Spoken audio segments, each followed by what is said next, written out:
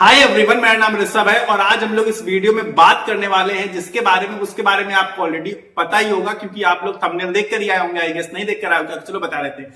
बात करने वाले हैं आज हम लोग इस वीडियो में top most over valued stocks के बारे में जिन पर आपको अपनी नजरें बनाकर रखनी चाहिए। मैं ये नहीं कह रहा कि आपको बाय नहीं करना चाहिए या फिर आपको सेल कर देना चाहिए, ऐसा कोई मेरी तरफ से प्रेडिक्शन नहीं है या फिर कोई भी मेरी तरफ से एडवाइस नहीं है। लेकिन मैं आपको सिर्फ और सिर्फ ये वीडियो क्योंकि एजुकेशन पर्पज से बना रहा हूं, इंफॉर्मेटिव वीडियो है, इस वजह से मैं आपको कुछ ऐसे स्टॉक्स के बारे में बताऊंगा जो कि निफ्टी 50 का हिस्सा है और अपने इंडस्ट्री से बहुत ज्यादा ओवर वैल्यूड है। तो आप उन स्टॉक्स को देखकर चल सकते हैं, आप अपना उसमें खुद से एनालिसिस कर सकते हैं। तो चलिए फटाफट से शुरू करते हैं। तो सबसे अगर पहले स्टॉक की हम लोग बात करें तो वो है हमारा टाइटन कंपनी के बारे में बात करेंगे, जिसका पी 98 के आसपास है, जबकि इसके इंडस्ट्री का पी 74 का है। मतलब अपने इंडस्ट्री के पी से कंपैरेटिवली महंगी कंपनी नजर आती है इस समय देखते हुए। और हाल फिलहाल के रिटर्न्स की बात करें तो बहुत एक्स्ट्राऑर्डिनरी रिटर्न्स भी इस कंपनी ने नहीं दिए। दूसरी कंपनी की अगर हम लोग बात करें तो वो हमारी JSW steel company. Steel company obvious बात है कि स्टील कंपनी में ग्रोथ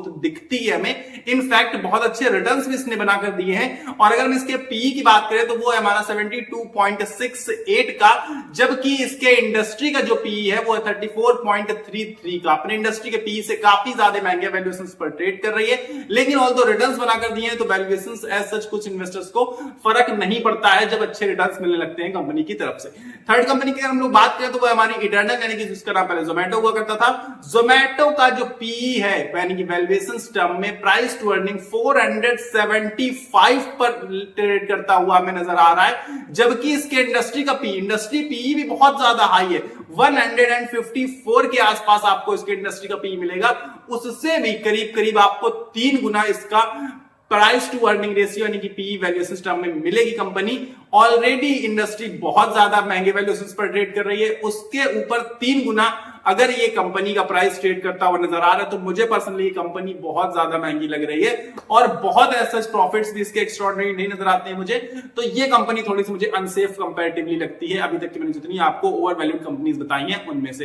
तो इटर्नल जोमेटो को भी आप अपनी वॉच लिस्ट में जरूर से जरूर रखिएगा, भले आप इन्वेस्टेड हो या फिर ना हो। अगर आप इन्वेस्टमेंट करना चाहते हैं तब तो आपको जरूर वॉच लिस्ट में अपनी रखना ही पड़ेगा। फोर्थ स्टॉक अगर हम बात करें तो अगेन वो है स्टील कंपनी यानी कि टाटा स्टील की बात करेंगे, जिसका पी निकल कर आता है 60, जो कि जेएसडब्ल्यू स्टील से तो कम नजर आता है, लेकिन अपने इंडस्ट्री के पी से यानी 34.33 से महंगी नजर आती है वैल्यूएशन टर्म में, अभी भी लगभग 2 गुने के आसपास ट्रेड करता हुआ नजर आ रहा है ये स्टॉक टाटा स्टील। इनफैक्ट इसने बहुत अच्छे रिटर्न्स बनाकर दिए हैं पिछले कुछ समय में, लेकिन मैं अभी भी इसे आपको वॉच लिस्ट में अपनी थोड़ी सी नजरों में रखिएगा इस स्टॉक को, क्योंकि ये स्टॉक बहुत ज्यादा ओवर फ्लक्चुएटेड स्टॉक है और बहुत एक्स्ट्राऑर्डिनरी कुछ समय से, अगर आप बीते काफी साल उठाकर देखेंगे तो बहुत एक्स्ट्राऑर्डिनरी रिटर्न्स इसने नहीं दिए उठाकर। कुछ टाइम में तो बहुत अच्छे रिटर्न्स बनाकर दिए, लेकिन बीते कुछ सालों में रिटर्न्स उठाकर देखेंगे तो आपको मामला थोड़ा सा 50-50 सा ही नजर आता हुआ मिलेगा। नेक्स्ट स्टॉक की अगर हम लोग बात करें तो वो है हमारा एसबीआई लाइफ इंश्योरेंस का स्टॉक, जिसका हम अगर पीई की बात करें तो वो नजर आता है 74.74 का। इसका मतलब है कि ये भी अपने जो इंडस्ट्री का पी यानी कि वैल्यूएशन टर्म में काफी महंगा है, क्योंकि इसके इंडस्ट्री का पी है सिर्फ और सिर्फ 20.13 का, यानी कि अपने इंडस्ट्री के पी से करीब करीब आप पाएंगे कि 4 गुने प्राइस टू अर्निंग रेशियो पर ट्रेड करता हुआ नजर आ रहा है, मतलब काफी महंगे वैल्यूएशंस पर ट्रेड करता हुआ दिख रहा है। नेक्स्ट स्टॉक अगर हम बात करें तो वो भी लाइफ इंश्योरेंस इंडस्ट्री का ही है, यानी कि एचडीएफसी लाइफ इंश्योरेंस, जिसका पीई की बात करें तो 93.74 का नजर आता है करीब करीब, जबकि इसके इंडस्ट्री का पीई है सिर्फ और सिर्फ 16 के आसपास का। मतलब अपने इंडस्ट्री से ये भी बहुत ज्यादा महंगे वैल्यूएशंस पर ट्रेड कर रहा है, लिस्ट है ऑलरेडी, और इसके बावजूद इन्वेस्टर्स दबाकर लाइफ इंश्योरेंस कंपनीज में पैसा लगा रहे हैं। जबकि मैं आपको बताऊं कि क्यों मैं आपको ये वीडियो बनाकर बता रहा हूं ओवरहेड स्टॉक्स के बारे में, क्योंकि आप पाएंगे कि मार्केट से लगभग 800 पॉइंट्स अगर आप नीचे आएंगे तो वहीं पर मार्केट खड़ी है। मतलब है कि अपने टॉप से मार्केट 800 पॉइंट नीचे खड़ी है, और इस समय ज्यादा इन्वेस्टर्स के मन में बहुत ज्यादा डर होता है, पैसा लगाने से पहले बहुत ज्यादा सोचते विचारते हैं। इसी वजह से मैं आपको बता रहा हूं कि जो सबसे कम पैसा लगता है इस टाइम पर वो ओवर वैल्यूड स्टॉक्स पर लगता है, और जितने ज्यादा इन्वेस्टर्स अगर बाइंग हो रही है किसी स्टॉक पर तो वो अंडर वैल्यूड स्टॉक्स में बाइंग होती है इस टाइम पर, क्योंकि मार्केट ऑलरेडी अपने टॉप के बहुत ज्यादा नजदीक पहुंच चुका है। इसी वजह से ओवर वैल्यूड स्टॉक्स के बारे में बताकर आपको थोड़ा सा सावधानी बरतने के लिए मैं कह रहा हूं। सिर्फ और सिर्फ मैं इन्वेस्टमेंट की सलाह नहीं दे रहा आपको कि आप इन्वेस्ट कर लीजिए या आप सेल कर दीजिए जाके, पर मैं आपको थोड़ा सा अलर्ट रहने की वजह से आपको ये इंफॉर्मेशनल पर्पज से ये वीडियो बना रहा था। तो नेक्स्ट स्टॉक की अगर हम लोग बात करें तो वो है हमारा और आपका, शायद में भी सबका ही फेवरेट होगा इस टाइम पर, जियो फाइनेंशियल सर्विसेज। अगेन हम सब जानते हैं बहुत अच्छे तरीके से कि इसका भी वैल्यूएशन बहुत महंगा नजर आता है, क्योंकि अगर आप इसका पी पाएंगे तो वो पाएंगे 128 के आसपास का, जबकि इसकी इंडस्ट्री का जो पी है वो सिर्फ और सिर्फ 21.67 का है। इसका मतलब अपने इंडस्ट्री के पी से 6 गुना महंगे वैल्यूएशंस पर ट्रेड करते हुए कंपनी नजर आ रही है।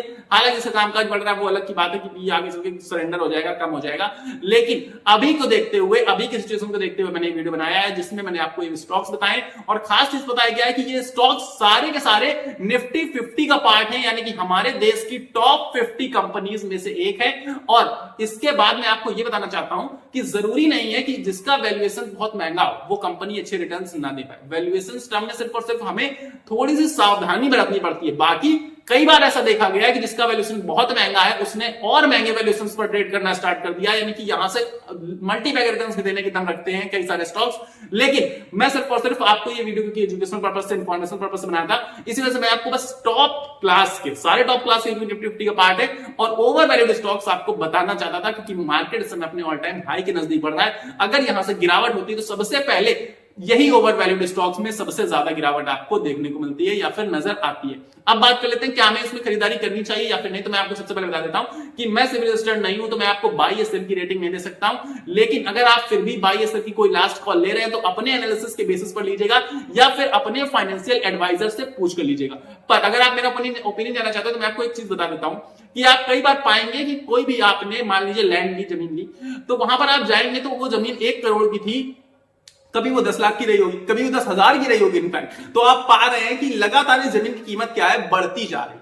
तो जरूरी नहीं है कि जिस चीज की कीमत बहुत ज्यादा हो चुकी है वो आगे चलकर आपके लिए कीमती साबित नहीं हो सकती, क्योंकि आज भी आप 1 करोड़ की कहीं जगह ले लेंगे, जमीन ले लेंगे, वो आगे आने वाले 10-20 सालों में हो सकता है 2 करोड़, 5 करोड़, 10 करोड़ की हो जाए। इसी वजह से जमीन की वैल्यू लगातार बढ़ रही है ना।